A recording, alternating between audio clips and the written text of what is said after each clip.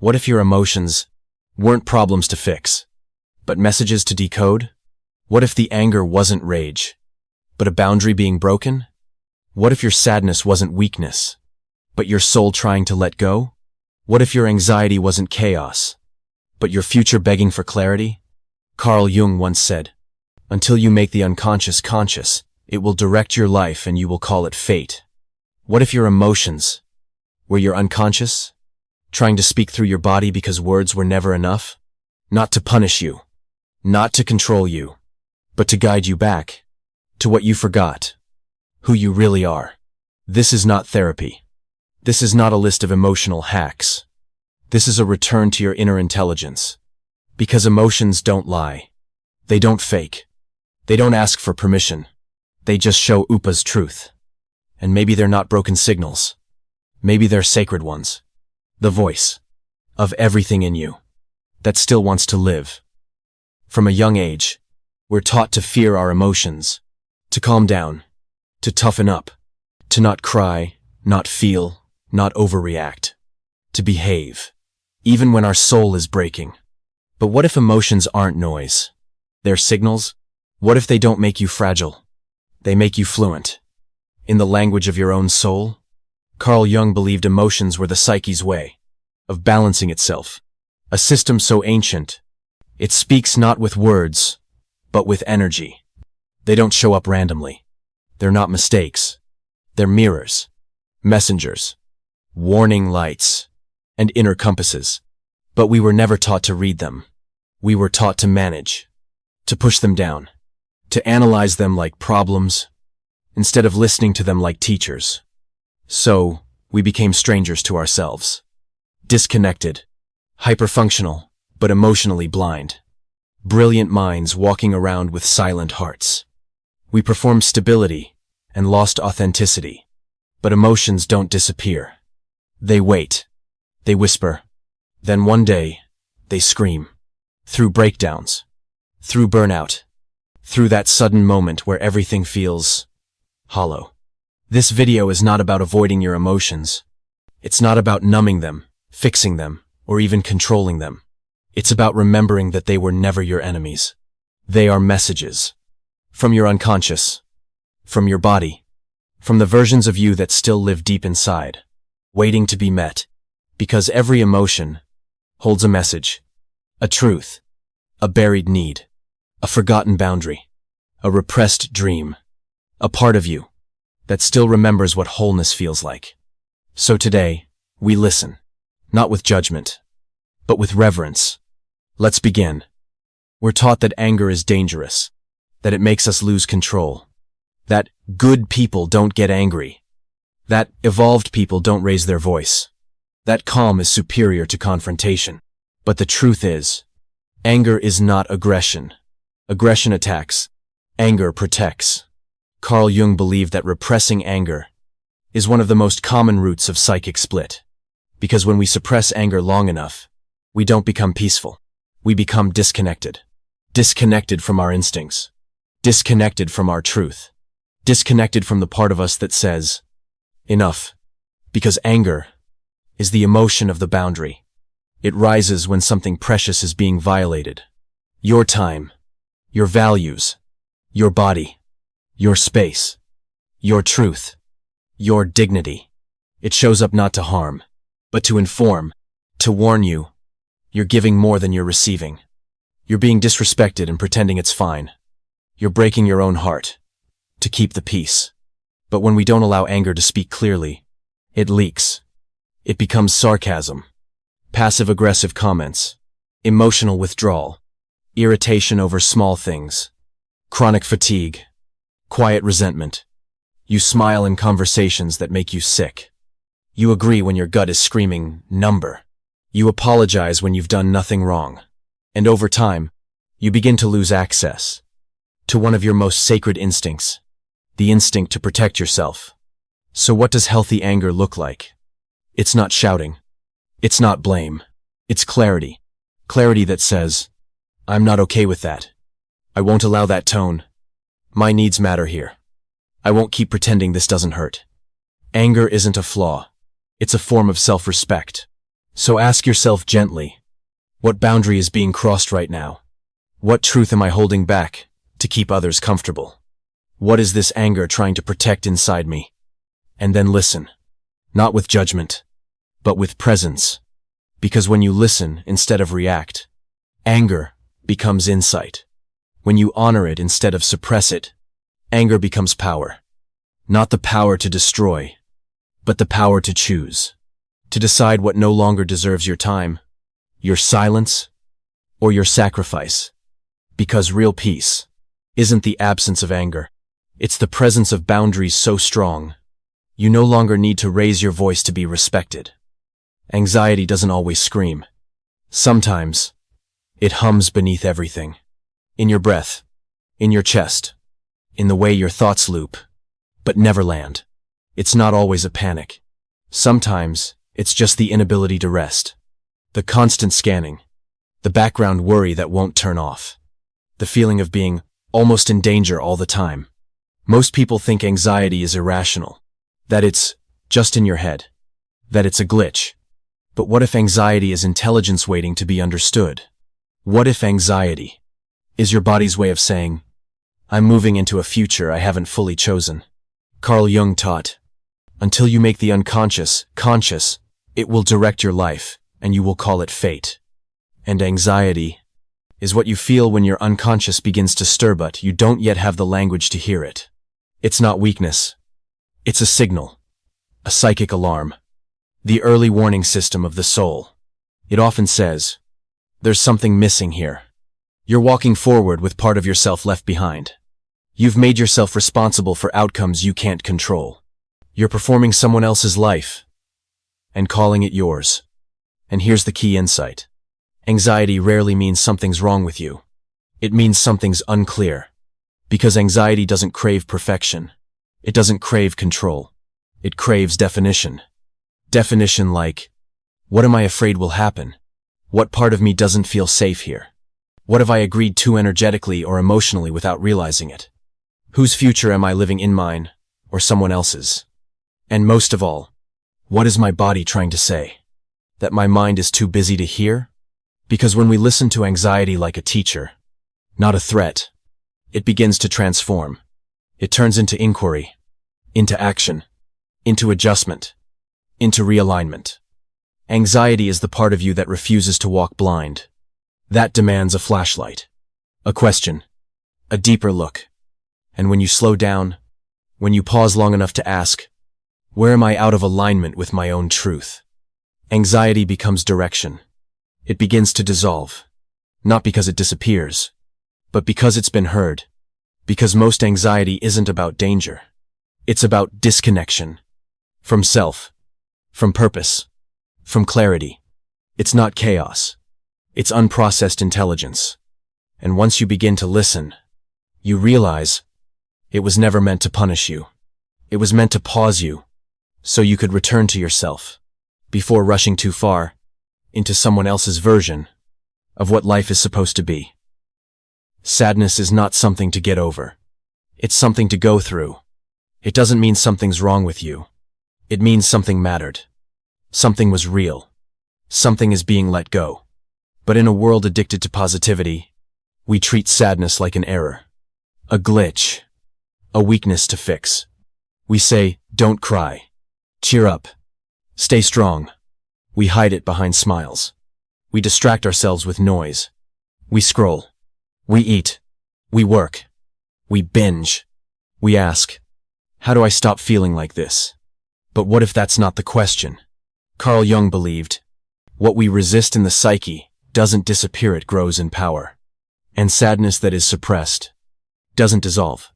It turns into numbness, into apathy, into quiet despair that no joy can touch.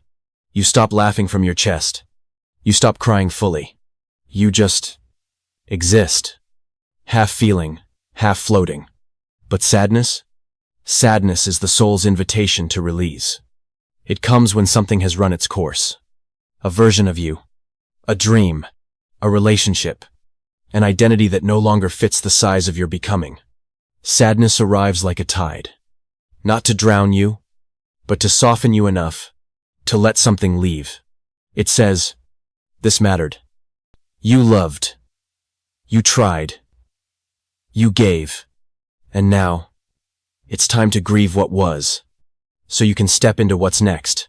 Because sadness isn't failure. It's a form of integrity. It's what happens when the heart tells the truth. This hurts, because it was real.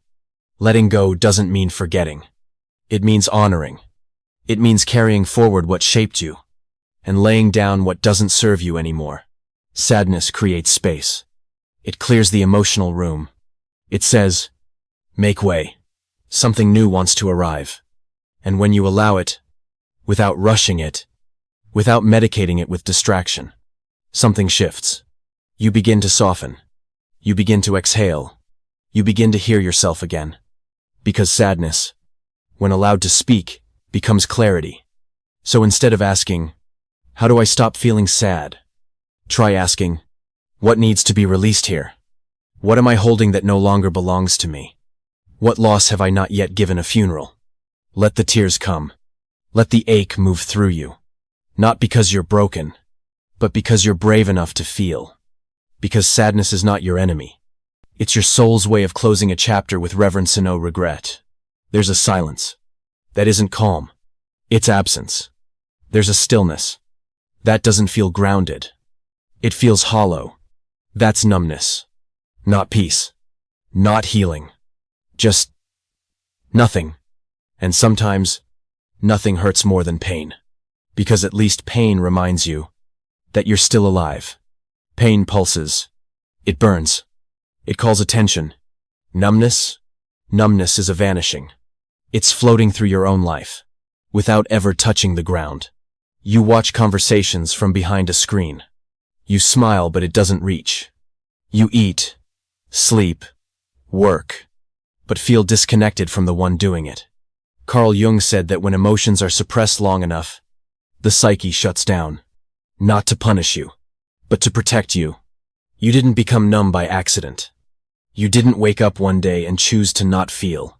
You became numb because feeling became too much. The grief, the fear, the shame, the disappointment, it overwhelmed your system. So the system went quiet, not just externally, but internally. And that numbness, that's not dysfunction. That's your nervous system saying, I don't feel safe enough to feel. But here's the reframe. Numbness is not the end. It's not proof that you're broken. It's proof that you've endured more than you had the tools to process. It's a holding pattern, a buffer, a way the body buys time. So what do? You don't force it. You don't shame it. You don't yell at yourself to wake up. Because numbness doesn't respond to pressure. It responds to permission. You start small, with breath, with warmth, with a playlist, a 5-minute walk, a sunrise through the window, a moment of softness with no expectation. Not to fix yourself, but to remind yourself, this life can feel safe again. Because numbness doesn't mean you're done feeling. It means your feeling center went offline to survive. And now, it's waiting, watching, testing, asking, is it safe to come back? And you answer not with words, but with gentle repetition, with care, with boundaries, with letting go of what was never yours to carry. Because numbness fades not when you demand it to, but when you create a life it no longer needs to protect you from. And slowly, very slowly, you begin to feel again. The fog lifts. Colors return. Joy becomes possible again.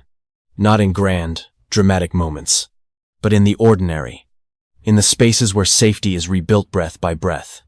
And when that happens, you'll look back on your numbness, not as failure, but as evidence of how deeply your system tried to save you. And it did. Because you're still here. Guilt can feel like conscience. Like proof you care. Like evidence you're a good person. Someone with empathy. Someone with a heart. But not all guilt is true. Some guilt is programming. Some guilt isn't about ethics. It's about conditioning. It's about identity. It's about how much of yourself you were trained to apologize for. Carl Jung said the shadow contains everything. We were once told we weren't allowed to be. And so, you learn to suppress your truth, to hide your fire, to doubt your desires. And when you finally start to reclaim those lost parts, your voice, your boundaries, your joy, your ambition, guilt rises. Not because you're wrong, but because you're unfamiliar. You've spent so long being small that expansion feels like betrayal. You feel guilty for saying no, for resting, for dreaming bigger, for disappointing others, in order to finally stop disappointing yourself. But here's the truth. Guilt doesn't always mean you're out of alignment with your values. Sometimes it means you're out of alignment with someone else's expectations. And if those expectations were shaped by trauma, by control, by fear, then guilt becomes a leash, a collar of emotional compliance, disguised as virtue. It whispers, be nice, be quiet, don't upset them, don't make it about you. But it's not about love. It's about survival. It's about who you had to be to feel safe. So when guilt shows up, pause and ask it, whose rule did I just break? Who taught me that my needs were selfish? Who benefits from me feeling this way? Am I guilty or just growing? Because real guilt serves growth. It protects values. False guilt protects patterns. And when those patterns come from people-pleasing, perfectionism, or trauma, guilt is no longer your compass. It's your cage. But guilt can also be an invitation, not to shrink, but to investigate. Because the part of you that feels guilt is often the same part that's finally trying to step out of invisibility. It's the part that says, I matter now. I don't want to perform anymore. I want to be free. And yes, freedom will feel like guilt at first, because no one teaches you that choosing yourself will trigger everything in you that was conditioned to put yourself last. But that doesn't mean you stop. It means you listen. You feel the guilt, and you keep going anyway. Because guilt, when faced with honesty instead of shame, becomes a mirror that shows you where you've outgrown your old life. A mirror that asks you, is this who I am or who I was taught to be? And when you answer that question, you'll stop confusing discomfort with wrongdoing. Because some guilt isn't a warning. It's a signal that you're finally walking toward yourself. Peace is not the absence of chaos. It's the presence of coherence. Some people chase comfort their whole lives, but never feel peace. Because comfort can be artificial, a distraction, a numbing. It can look like stillness, but feel like emptiness. Peace is different. Peace doesn't come when everything outside you calms down. It comes when everything inside you lines up. Carl Jung believed that when we are in touch with the self, the unified totality of who we are, we experience peace not as stillness, but as truth without resistance. You don't have to force anything. You don't have to shrink to fit. You don't have to perform for acceptance. You don't have to explain your worth. You simply are. And that beingness feels like rest. But here's the paradox. Peace isn't always comfortable, because alignment might mean walking away, setting boundaries, saying no to patterns you once called normal, letting go of people who only loved the quiet version of you. So don't confuse peace with ease. True peace doesn't always feel good at first. Sometimes it feels raw, lonely, unfamiliar. Because when you finally stop betraying yourself, you start to feel everything you avoided for years. You feel the grief, the disappointment, the guilt, the untold stories, the emotions you silenced just to belong. But here's the beauty. After that comes quiet, then clarity, then the soft knowing, I'm not fighting myself anymore. That's peace. Not because life is perfect, not because everything makes sense, but because you've stopped pretending you need to be someone else to deserve your own presence. Peace is when your outer life starts reflecting your inner truth, even if it's messy, even if others don't get it, even if you're still figuring it out. Because peace is not performance. It's integrity. It's when your values and your voice are finally walking in the same direction. It's when your yes means yes, and your no longer requires a 5-paragraph explanation. It's when you can sit in a room by yourself and feel whole. Not because everything is fixed, but because nothing is being forced. Peace is when you've stopped abandoning yourself to keep the peace. So when you feel it, don't mistake it for boredom. Don't sabotage it because it feels unfamiliar. Let it root. Let it rise. Because peace isn't the end of your journey. It's the ground you stand on to begin living.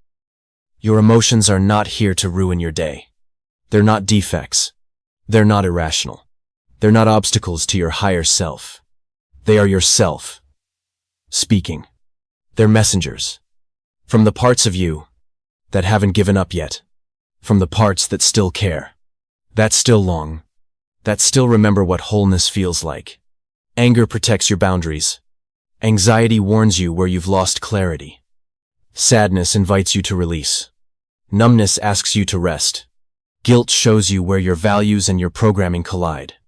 And peace. Peace reminds you who you are when nothing is forced. Carl Jung said, "Feeling is the key to the soul." But most of us were never taught how to feel. Only how to suppress. To smile through. To push forward. To stay strong by going numb. And so we lost the map. The compass. The language. But the body remembers. The soul remembers. And emotions are how they speak. Not in perfect words, but in pulses. In tension.